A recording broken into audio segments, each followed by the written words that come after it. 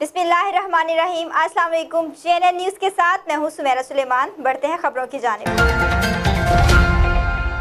खानपुर इंतजामिया का Abbasiya link canal को अवामी तफरीगा बनाने का फैसला। असिस्टेंट कमिश्नर मोहम्मद यूसुफ चीना और चीफ ऑफिसर राना महमूद का दौरा।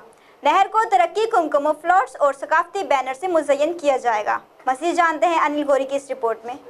वज़ीर-ए-आला पंजाब के हुक्म पर पंजाब भर के शहर से गुजरने वाली नहरों को आवाम के लिए तफरीगाह बनाने पर खानपुर में इंतज़ामिया ने काम शुरू कर दिया।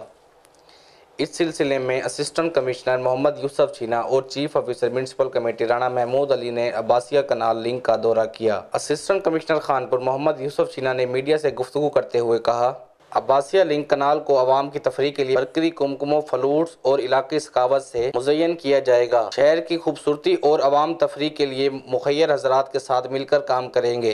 पहले मरले में लाइट और फ्लूट्स का काम मुकम्मल किया जाएगा। नहर की सफाई का काम मुकम्मल कर दिया गया। पौधे लगाने का अमल जारी है।